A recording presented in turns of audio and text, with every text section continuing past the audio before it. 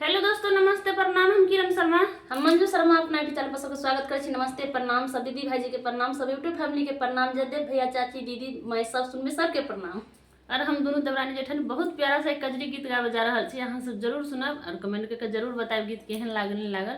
बहुत प्यारा सा कजरी गीत है कि देखियो हुनकर दुल्हन की कह रहल छे, पहले दुल्हा कह रहल छे आ तकर बाद दुल्हन की कह रहल छे। अहाँ सब जरूर सुनब और कमेंट करके जरूर बताएब।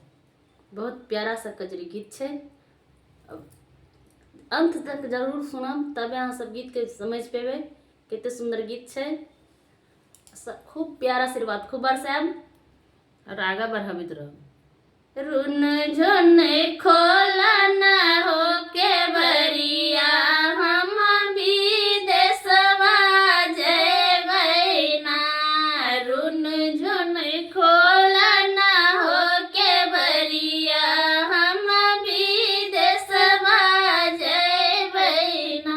हम विदेशवा जइबै ना, हम विदेशवा जइबै ना। रुन झुन खोला न हो के बरिया हम विदेशवा जइबै ना। रुन झुन खोला न हो के बरिया हम विदेशवा जइबै ना। जाओ तो हो जइबा सवरिया विदेशवा, जाओ तो जइबा सवरिया विदेशवा। हमरा इतना कहि दाना, हमरा इतना कहि दाना। हमरा भैया के बोलबा दा, हम नहीं हरबा जइबै ना। हमरा भैया के बोलबा दा, हम नहीं हरबा जइबै ना।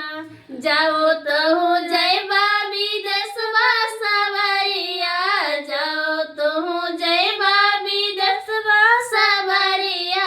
हमरा इतना कहि दाना, हमरा इतना कहि दाना। हमरा भैया के बोलबा दा, हम नहीं हरबा जइबै ना। हमरा भैया के बोलबा दा, हम नहीं हरबा जइबै ना। जाओ तोहरो न झुन जइबा नहीं हरबा, जाओ तोहरो न झुन जइबा नहीं हरबा। हमर इतना सुन लाना, हमर इतना सुन लाना। हो जितना लागल बा रुपैया सब तब दे के जइहाना। हो जितना लागल मोर रुपैया उतना दे के जइहाना। जाओ तोहरो न झुन जइबा नहीं हरबा, जाओ तोहरो न झुन जइबा नहीं हरबा।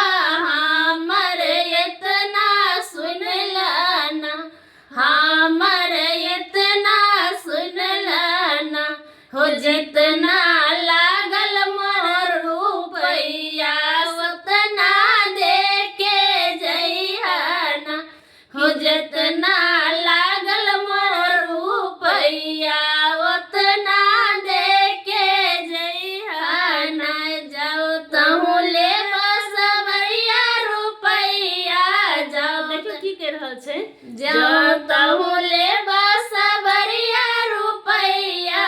हमरा इतना कहि दाना, हमरा इतना कहि दाना। हो जैसन बाबा घर रहली ओइसन कह के भेजिया ना। हो जैसन बाबा घर रहली ओइसन कह के भेजिया ना। लेबा सब रुपैया सवरिया, लेबा सब रुपैया।